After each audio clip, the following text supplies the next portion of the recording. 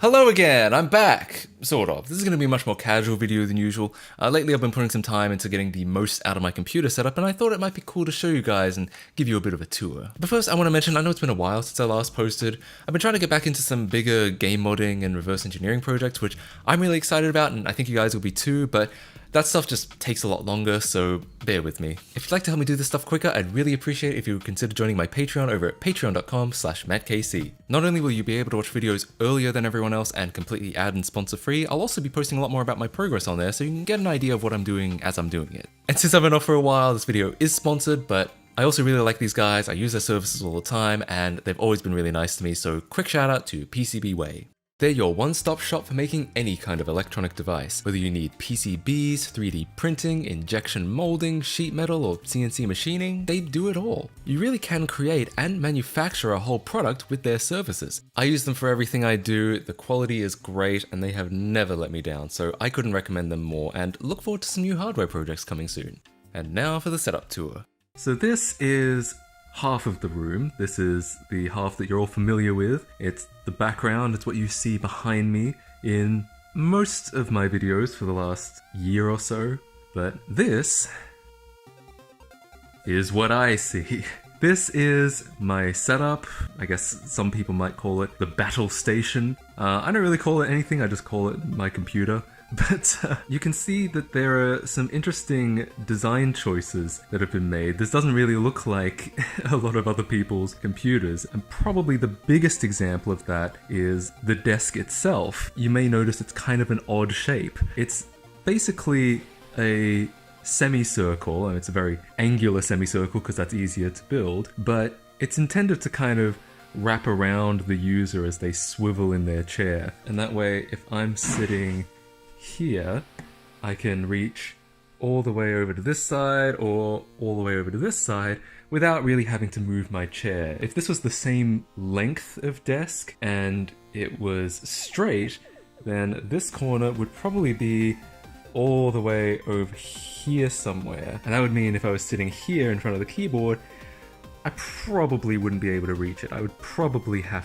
to move my chair. This was kind of inspired by 8-Bit Guy's desk. He built a similar wraparound U shape. I think his is even longer. I built this desk myself, specifically to get this shape. I don't think you can buy a desk that looks like this. It does share some similarities with a corner desk, the fact that you kind of work in the middle of this angle that it makes, but I don't treat it like a corner desk, like it's up against a wall and I use the space behind to put lights and cameras and things like that. You can tell that I built it because there are some hints to its construction. This is a long piece that's been cut in the middle at a 45-degree angle. And then over here is the other half of that same piece, same 45-degree angle. And then in the middle is just a straight piece that's been chopped off at the back. It's not the most space-efficient thing. This takes up a considerable amount of the room. But from a convenience and efficiency standpoint, it does give me a lot of table area all within arm's reach. Speaking of arm's reach, computer on the desk. I'm probably the only person in 2022 who's using a horizontal PC. And to be fair, it wasn't always like this. This is a fairly recent addition. I used to do what everyone else does and just shove a tower underneath the desk, but that approach didn't really work with this desk. Like I said, this is a deceptively long desk. It's longer than it looks because it's curved. So if I was to put the tower at like one of the sides over here, to get cables all the way over here, you'd probably need like at least 3-meter long cables. But then ideally, to save on both money and reduce cable mess over here, you'd have shorter cables going from the PC to these components. And then you're in kind of an awkward position of needing 2 different lengths of cable, maybe 3 to get to the stuff in the middle. And as you make changes to the setup, you may find that you don't have enough of one of them. Maybe you have too many 1 meters and not enough 3 meters or something like that. So really, for a desk that's this long, you need the computer in the middle. And what I used to do was I had the tower backed in sideways against the wall. And the advantage of that was that at least it was in the middle, all the cables could be equal length. But the downside of that was that turning the PC on was a real pain in the ass. I had to reach all the way to the back. do these ridiculous gymnastics. And the thing is, I'm getting old. I can't be reaching under desks for the rest of my life. And eventually I just kind of decided that I think ideally the PC should be on the desk. I also know some people will put the computer behind here or can't really put it behind here anymore because I got the 4 monitors. This is also a relatively recent. Haven't even gotten to the 4 monitors yet.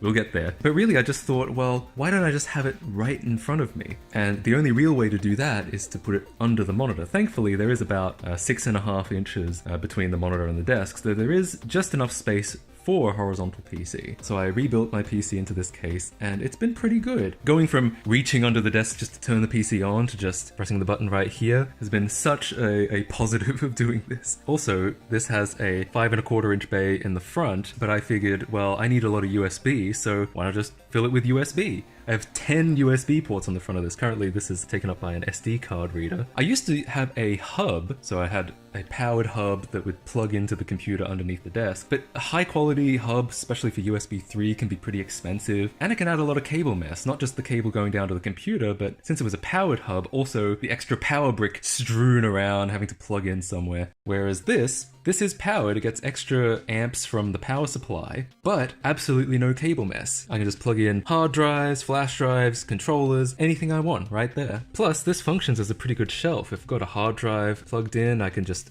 don't have to cover the desk with it. I can also, if I need space over here to do hardware or something like that, just put the keyboard up there, tuck my wrist rest underneath. You can see I've got a Wii sensor bar sitting on it right now. You can tell my priorities are intact. Oh, and if I need to open this up, rather than bending over, crawling under the desk or anything like that, all I have to do is, sorry, it's hard to do with one hand, is pull the PC out, pop off the top case, and I'm in. Access to everything right on the desk, no bending over, nothing like that. And when I'm done, just pop it back on and push it back in. Couldn't be easier. Again, I really like having the PC on the desk. I know that for people with smaller desks, it would be kind of a waste of desk space, but for me, I think it works. I've already got these other shelves here, which I also built, and I used to also have a shelf in the middle, but I replaced it with the PC. And while I lose some of that shelf space, I think the compromise is worth it. I think it's that nice having the PC right in front of me. Fairly recent addition. I've had these 3 for a long time. I've been a triple monitor user since like 2016, but I had a spare one sitting around, and I was starting to feel like it would be nice to have a 4th monitor just so I can put on Twitch streams or YouTube videos in the background while I work. Of course, the camera for capturing my face, the lights in the background. Again, having everything in arm's reach, the lights are controlled from a switch right here.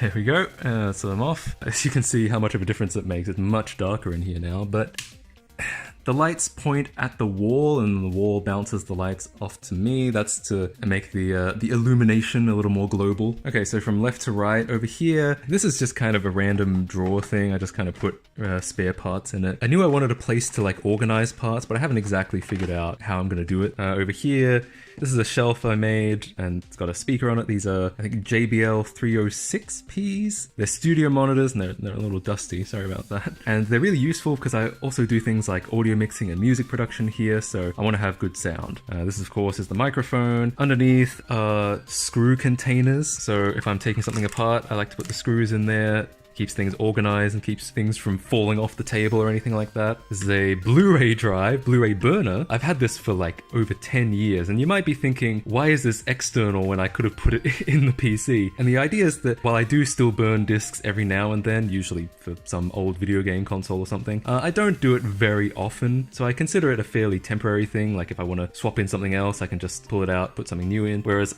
I know I'm going to want the USB all the time, so I consider that more permanent, so that's what I want to be in front of me all the time. This is the Wii U, that's what this sensor bar is for. I'll put that back in place. That's because I've got some Wii content coming up. I'm not actually using the U part of this Wii U, I'm mostly just using it for Wii games and its HDMI port just for convenience. I've heard that the Wii's HDMI output on here is not that good, but it's the most convenient thing I've got right now. Underneath, the Wiimote and Wii U tablet. Again, in the future I may swap these out and put something else in. This is a phone stand. I sometimes put my phone on here. Not all the time, but when I do, I can plug it in, get it charging. It's actually connected to the PC, so I can get files off it as well. This is the lens cap for this camera. Figure I may as well keep it nearby. Already gone over the computer. Over here is the audio interface, Scarlett 2i2. Everyone's got one of these. Ethernet switch. You might be wondering, why do I need an Ethernet switch right on the desk? And in most most cases I probably don't. It's just that sometimes I do, and when I do, it's really convenient to just have Ethernet right here. A good example is the Halo video when I realized my iMac G3 wasn't connected to the internet. Back then, I didn't have a switch here at all, and I had to unplug the Ethernet from my PC and plug it into the iMac so I could send that error report. And then I forgot that my PC was recording audio at the time, which meant half of the audio in that video got absolutely ruined. And from then on, I thought there were enough situations like that that I may as well just have Ethernet right in front of me. So if I'm working with a PS3 or some kind of hardware like that, and I need it to connect to the internet, just plug it right in there, no problem at all. Underneath, headphones. These are actually the ones that I repaired. It's got the ones with the socket mod. I still use these to this day. I wear them a lot on stream. Notebooks. I actually do find that when I'm hashing out a big problem or trying to solve some big puzzle, that it is easier for me to work it out on paper than it is on the computer. For some reason, that just works for me. Under this speaker, soldering station, it just barely fits. When I need to solder something, I just bring this out, start soldering, and when I'm done, tuck it back in. So that's most of the stuff on the desk. Underneath the desk, I've got a footrest because I'm short, and I've got a bunch of drawers. Again, I want to have as much stuff in arm's reach as possible. I don't want to have to get up and get tools or parts or anything like that. If there's anything that I use frequently, then I'll stick it in one of these drawers. In fact, some of them are empty because there are more drawers than things that I do, which is good. It's a good problem to have. Just to go over them real quick. So this is hard drives, SD cards, USB flash drives. This is tools, screwdrivers, scissors, cutting pliers, stuff like that. This is capture, so anything involved in like capturing video. That one is currently empty. That one is camera supplies, so things like lens cleaners, camera straps, battery chargers. This is spare parts. It's kind of just a miscellaneous, like if there's any part that I could only buy in bulk, like I had to buy 10 DB9 ports for the Guitar Hero mod, if I only use 2 of them, then the rest of them go in there. Over here on the left is wires. Power cables is at the top. Second is data, so things like USB cables, USB-C dongles. Third one down is audio and video, so HDMI, VGA, DVI, 3.5mm. This is blank media, CDs, DVDs, mini DVDs for GameCubes. Second one is soldering, so solder, wire, flux, I think even multimeters go in there. And the third one down is supplies. It's kind of, I guess that's the closest thing to a junk drawer. So tape, pens, erasers, pencils, paper clips, push pins, anything that gets used up goes in that drawer. Oh, I should mention this. So this is just a kind of generic blue switch keyboard. I like blue switches because I do a lot of typing. It's nothing special, but it works, and it's worked well for quite some time now. And this is a trackball. So in 2018, I started having a lot of pain in my hand from using a mouse all the time, and my dad suggested trying a trackball, and I've been a trackball user ever since. I've gone through many different ones. This is the one that I've liked the best so far. It's the Elecom Deft Pro. I did replace the bearings in it because everyone says to do that, and it's true, it does make a huge difference. But I've gotten very accustomed to the trackball. I know that it's very different to a regular mouse, and a lot of people just don't like it because of that. It takes a few days to adjust to it, but since switching, I haven't had any hand pain like that, so I think it really is better for me. I even played games and first-person shooters on this. That's how used to it I've gotten. So yeah, I think that pretty much sums it up as far as what stuff is on my desk on an average day. Usually it's actually a lot messier than this. If you're thinking, man, there's a lot of cables, it's not the cleanest thing in the world, it's actually usually a lot messier than this, because usually I've got a half-finished project over here and a half-finished project over here, but I tidied it up for the video so you get an idea what it should look like. Chair, there's not much to say about that. It's a steel case Leap. Second hand, because these things can be pretty expensive. I don't know how well it compares to a brand new steel case Leap. I've heard sometimes the refurbished ones can be a little bit mediocre. This one seems alright, but having never sat in a new one, I just have no idea. I also replaced the wheels. They're rollerblade wheels. They feel great to roll around on. I did that for 2 reasons. One, just to get the chair up a little bit higher, but also they just feel really nice to roll around. It's super smooth. It's like you're gliding around on a cloud. I get a lot of questions about this long couch. People ask, why is it so long? Why would you buy something that long? And the answer is, I didn't. This was actually donated to me from a friend's family. They had upgraded their couch. This one was just sitting in their garage, and they were like, hey Matt, do you want a free couch? And I was like, absolutely. So I took it. It's actually supposed to be longer than this. There's also a part of it that makes the couch L-shaped, and they asked if I wanted to take it, but this already takes up almost all of my apartment, and so I politely declined. But maybe if they held onto it and I moved to a bigger place, maybe I can finally pick it up and complete it. I also get questions about why is the couch just facing my computer? Like, what possibly could you be watching on this couch apart from the back of my head? And the answer to that is not very satisfying. It's simply my apartment is pretty small